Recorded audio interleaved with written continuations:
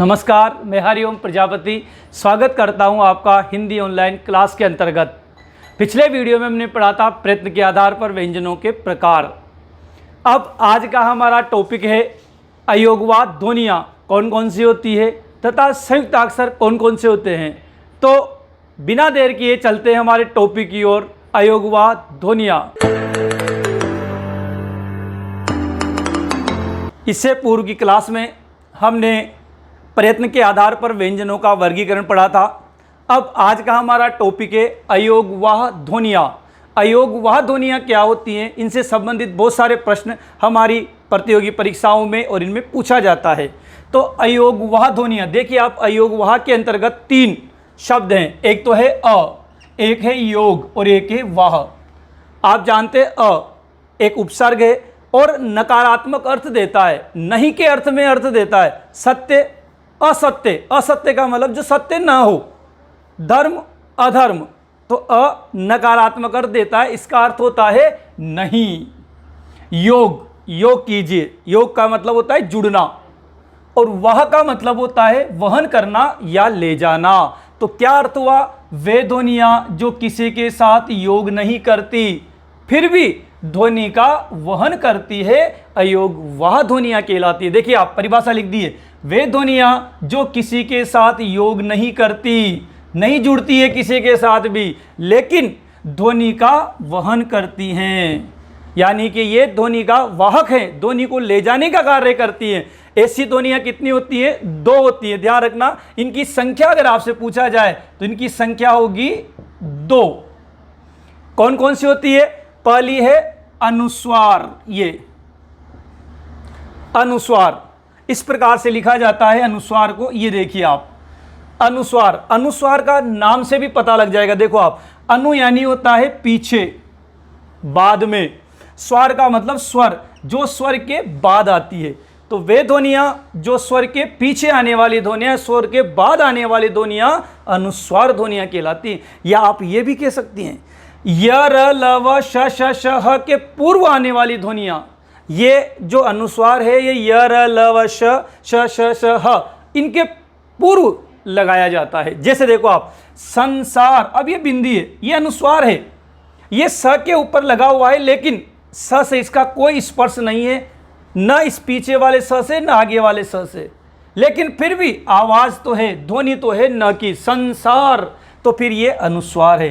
संशोधन, देखिए आप, न की आवाज दे रहा है। संयम, देखिए आप, न की आवाज दे रहा है। प्रियम वदा, यहां पर ये म की ध्वनि दे रही है, जबकि इससे यह का, जैसे इससे यह से कोई संबंध नहीं है, पीछे वाले व से ही इसका संबंध है, उसके पहले ही ये बोली जाएगी। तो वे ध्वनियाँ जो य र ल व श श श ह के पूर्व आती हैं या स्वर के बाद आती हैं, इन्हें अनुस्वार कहा जाता है।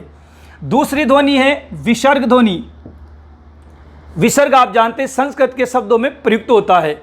विसर्ग, इसका प्रयोग स्वर के बाद होता है, इसका भी, इसके पहले कभी भी विसर्ग नहीं आता है, स्वर के बाद ही विसर्ग आता है। जैसे देखिए आप, यशः, प्रातः काल, दुख, मनः कामना। देखिए आप, मनोकामना शब्द गलत होता है, व्याकरण की दृष्टि से मनः कामना ही शुद्ध होता है। अब आप देखेंगे विसर्ग अलग अलग ध्वनियाँ, देखिए आप, बताया था मैंने, जैसे नीह प्लस जन, ये देखिए आप, अब ये विसर्ग जी ध्वनियाँ हैं, अभी तो ह की आवाज़ दे रही है नीह, लेकिन जब इनको जोड़ेंगे, जब संधि करेंगे, तो ये आधे र में परिवर्तित हो जाएगी और ये बन जाएगी निर्जन। अब ये ध्वनि अगर ये नहीं होती तो क्या हम निर्जन लिखते? नहीं लिखते, निजन लिखते। तो ये विसर्ग के कारण ही र में परिवर्तित हुई हैं। तो ये ध्वनियाँ किसी के साथ जुड़ नहीं रही, योग नहीं करी, क्योंकि ये नी यूँ भी लिखा जाता है और ये नीह ऐसे भी लिखा जाता है। तो ये किसी के साथ योग नहीं कर रही है, फिर भी ध्वनि का वहन करती है। देखिए आप, नीह प्लस छल। अब देखिए आप, ये यहाँ पर भी विसर्ग ऐसे के था, यहाँ भी ऐसे विसर्ग सेम है, लेकिन अब ये विसर्ग श में बदलेगा, तो ये हो जाएगा निश्चल। तो ये श, ये ध्यान रखेंगे, विसर्ग के कारण ही ये श का आगमन हुआ है। अगर ये विसर्ग नहीं होता तो यहाँ श का आगमन नहीं होता। इस प्रकार से ये श में भी परिवर्तित होता है विसर्ग, षटकोण वाले श में भी होता है, स से स्लेट वाले जो दंते स होता है उसके अंतर्गत भी परिवर्तित होता है, ओ के अंतर्गत होता है। तो कुल मिलाकर कहने का मतलब ये है कि ये विसर्ग किसी के साथ योग नहीं करता, फिर भी ध्वनि का वहन तो करता है, ध्वनि को ले जाने का कार्य तो करता है। अतः अयोगवाह ध्वनियाँ हिंदी के अंदर प्रचलित है, और अयोगवाह का मतलब होता है जो किसी के साथ योग नहीं करती फिर भी ध्वनि का वहन करती है। और ऐसी ध्वनियाँ दो हैं, एक तो अनुस्वार और एक विसर्ग। अनुस्वार जो स्वर के बाद आते हैं, विसर्ग जो संस्कृत के शब्दों में प्रयुक्त होते हैं।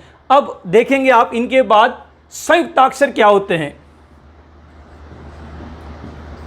संयुक्ताक्षर या संयुक्त व्यंजन भी आप कह सकते हैं इन्हें, संयुक्ताक्षर या संयुक्त व्यंजन। संयुक्त शब्द से आपको पता चला होगा, संयुक्त शब्द उन्हें कहा जाता है जिसमें दो अलग अलग वस्तुएं मिली होती हैं। अगर अलग अलग स्वर मिले होंगे तो उन्हें बोलेंगे संयुक्त स्वर, अगर अलग अलग व्यंजन मिले होंगे तो उन्हें बोलेंगे संयुक्त व्यंजन या संयुक्ताक्षर।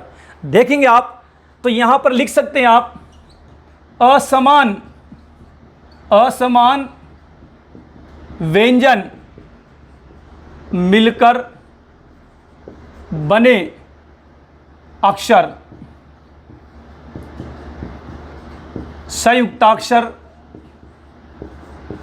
कहलाते हैं।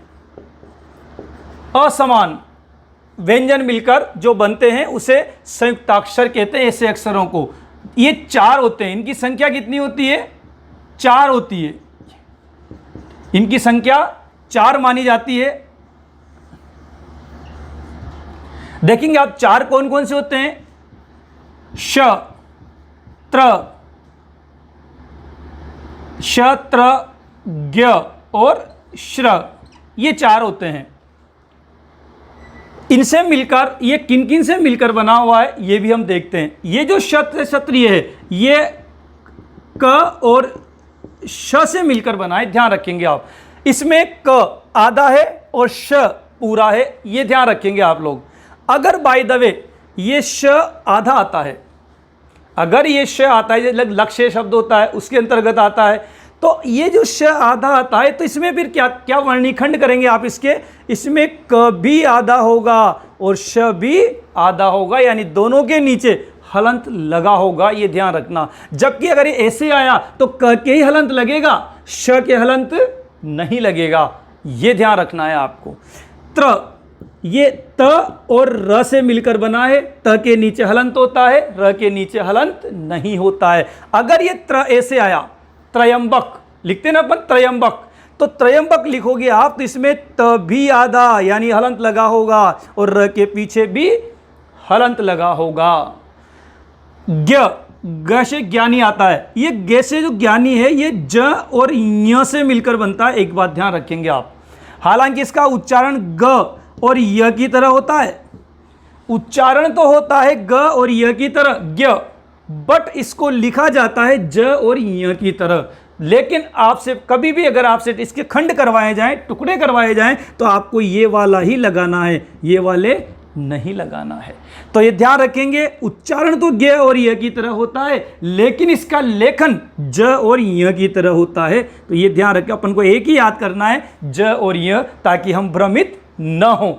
अब देखिए आप, अगर ये आधा आता है ये, तो ये भी वही कंडीशन होगी ज और य, इस प्रकार से ये आधा आएगा। हालांकि इसका आधे का प्रयोग नहीं होता है और ये आधा कभी नहीं होता। इसमें ये जो घुमाव है, ये वाला घुमाव, ये श होता है और ये हलंत लगा होता है, आधा होता है, यानी ये व्यंजन होता है। और ये जो नीचे लगा होता है ये र, ये पूरा होता है, ये ध्यान रखेंगे आप।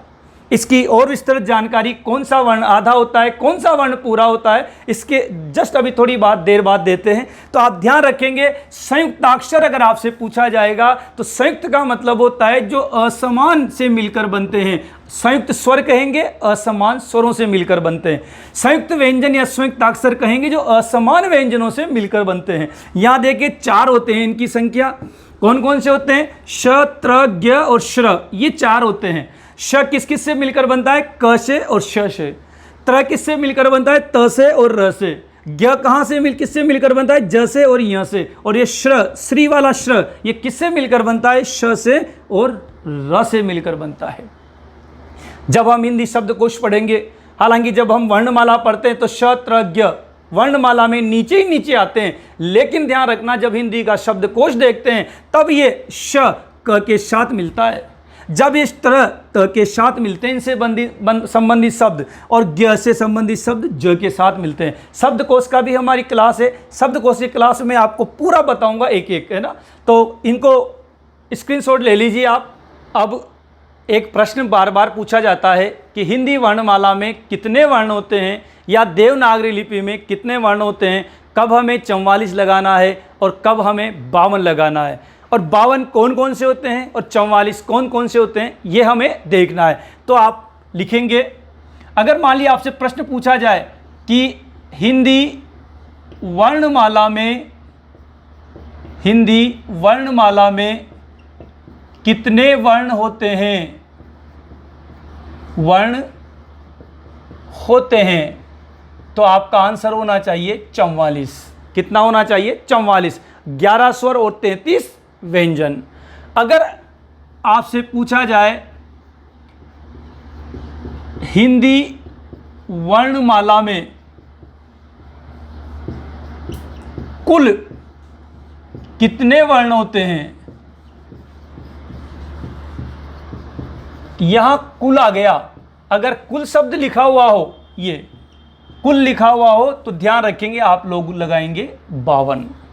हिंदी वर्णमाला में कुल कितने वर्ण होते हैं, तो फिर होते हैं 52। कुल का मतलब जिसमें एकल और संयुक्त सभी आ जाते हैं। और अगर आपसे पूछा जाए देवनागरी लिपि में वर्णों की संख्या होती है, तो फिर आपका आंसर होना चाहिए 52। तो ध्यान रखेंगे हिंदी वर्णमाला में कितने वर्ण होते हैं, तो आपका आंसर होगा 44।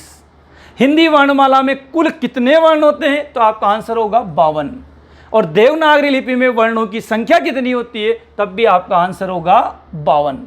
अब हम ये देखते हैं कि 52 कौन कौन से होते हैं, इनके बारे में भी हम चर्चा करते हैं।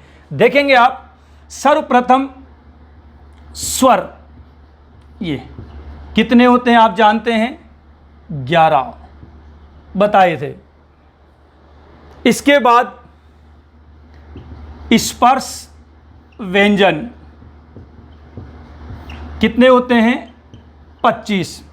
ध्यान रखना, मैंने पिछली क्लास के अंतर्गत 16 भी बताया था कि च छ झ झ यह को स्पर्श संघर्षी के अंतर्गत निकाल देते हैं, और ञ ञ न ण म को नासिके के अंतर्गत निकाल देते हैं। लेकिन अगर सामान्य प्रश्न पूछा जाता है कि स्पर्श ध्वनियाँ होती है, स्पर्श व्यंजन होते हैं, तो आपको 25 ही लगाना है। वो तो कुछ विद्वानों ने 16 बता रखे हैं। नहीं तो स्पर्श तो कहीं पर भी करे, चाहे कम करे चाहे ज़्यादा करे, स्पर्श तो स्पर्श होता है। इस कारण संस्कृत में भी और बहुत सारे विद्वान ध्वनियाँ 25 ही मानते हैं। तो स्पर्श ध्वनियों की संख्या 25 ही माने, ये ध्यान रखें। इसके बाद आपको लोगों को बताया था अंतस्थ व्यंजन। अंतस्थ व्यंजन कितने बताए थे? 4। कौन कौन से होते हैं आप जानते हैं? य, र, ल और व बताया था। तो ये 4 व्यंजन अंतस्थ व्यंजन की श्रेणी में आते हैं। चारों अंतस्थ क्यों कहते हैं, ये भी मैंने बताया था, क्योंकि ये शुद्ध स्वर भी नहीं होते, शुद्ध व्यंजन भी नहीं होते, इनका स्थान बीच का माना जाता है। अब है ऊष्म व्यंजन। ऊष्म व्यंजन, इनकी संख्या कितनी होती है? 4 होती है। कौन कौन से होते हैं ये आप जानते हैं? श, श, स और ह, ये 4 होते हैं। इन चारों को ऊष्म व्यंजन कहा जाता है। और ध्यान रखेंगे यहीं पर ही हमारी हिंदी की वर्णमाला समाप्त हो जाती है। कितने हुए देखेंगे आप? 1 और 5 6 4 10 और 4 14, 14 का 4 हासिल का 1 लग जाएगा, 1 और 1 2 और 2 4। तो यहाँ पर हिंदी वर्णमाला हमारी समाप्त हो जाती है। अब इसके बाद जो भी आएंगे वो सब देवनागरी लिपि के अंतर्गत आते हैं। कौन कौन से आते हैं देखेंगे आप। अयोग वाह ध्वनि आएंगी, अयोग वाह ध्वनियां, इनका भी प्रचलन हो गया। कितनी बताई थी ये? 2। कौन कौन सी बताई थी देखेंगे आप। एक तो ये और एक ये, एक तो बताया था अनुस्वार और एक बताया था विसर्ग। इसके बाद 2 ध्वनि आती उत्क्षिप्त व्यंजन, इनका भी प्रयोग हिंदी के अंतर्गत होता है। उत्क्षिप्त व्यंजन, अयोग वाह ध्वनियां, ये तो उत्क्षिप्त व्यंजनों की संख्या कितनी होती है? 2 होती है। कौन कौन से होते हैं ये? अढ़ और अढ़। द्विगुण व्यंजन भी कहा जाता है, आपको पता हो तो बताया था मैंने, और ताड़नजात व्यंजन भी इनको कहा जाता है। इसके बाद 4 होते हैं संयुक्ताक्षर, संयुक्ताक्षर, ये 4 होते हैं। कितने होते हैं? 4। कौन कौन से होते हैं देखिए आप। श, त्र, ज्ञ और श्र, ये 4 संयुक्ताक्षर भी होते हैं। और कितने हो गए? 4, 2, 6, 2, 8, 4, 12, हासिल का 1 और ये 52। देखिए आप, तो ये सब देवनागरी लिपि के अंतर्गत आते हैं और यहाँ तक केवल हिंदी के अंतर्गत आते हैं। तो ये होते हैं 52, इनसे ज़्यादा और कुछ भी नहीं होता है, यही हमारे हिंदी के अंतर्गत प्रचलित हैं और चलते हैं। तो हिंदी वर्णमाला में कितने वर्ण होते हैं? 44। देवनागरी में कितने होते हैं? 52। हिंदी वर्णमाला में कुल कितने वर्ण होते हैं? तो फिर प्रश्न होगा आपका 52। एक और बात लिखेंगे आप, एक और प्रश्न अक्सर प्रतियोगी परीक्षाओं में इनमें पूछा जाता है, और वो है आगत, आगत ध्वनियां या ग्रहित व्यंजन या ध्वनियां भी कहा जाता है इनको। आगत ध्वनियां कितनी हैं या कौन कौन सी हैं, या फिर ग्रहित ध्वनियां कौन कौन सी है, यह भी अक्सर प्रश्न पूछा जाता है। और ये 2 ही ध्वनियां हैं जो आगत या ग्रहित हैं, जो दूसरी भाषाओं से हमारी हिंदी के अंतर्गत आई हैं, और वो हैं 2।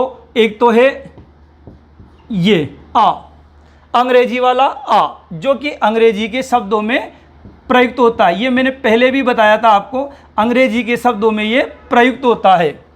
जैसे डॉक्टर बताया था, होल, ये रोड या राड जैसे बोलेंगे, कॉलेज, ये तो इंग्लिश के शब्दों में, अंग्रेजी के शब्दों में ही ये प्रयुक्त होते हैं। तो ये आगत ध्वनि है। एक और ध्वनि है आगत, वो है नुक्ता। बताया था मैंने नुक्ता अरबी, फारसी, उर्दू व अंग्रेजी, कुछ अंग्रेजी शब्दों में भी इसका प्रयोग होता है, शब्दों में प्रयुक्त। वैसे ये आए तो अरबी, फारसी और उर्दू से ही हैं, लेकिन कुछ शब्दों को हम अंग्रेजी में लिखते हैं तो उनके नीचे भी नुक्ता लगा दिया जाता है। जैसे गज़ल, ये जो नीचे लगता है ये नुक्ता कहलाता है। कफन, ये जुकाम, ये 5 ध्वनियाँ हो तो ये आप जानते हैं कौन कौन सी होती है 5 ध्वनियाँ। क, ख, ग, फ और ज। ये मैंने आपको बताया भी था कि ये तो आती है स्पर्शी के अंतर्गत, और ये चारों आती है स्पर्श संघर्षी के अंतर्गत। बताया था मैंने आप लोगों को पिछली कक्षा के अंतर्गत ये। तो ये 5 ध्वनियाँ हैं जो कि अरबी, फारसी, उर्दू और अंग्रेजी के शब्दों में लगती है। इन्हें नुक्ता भी कहा जाता है। बहुत अंतर हो जाता है।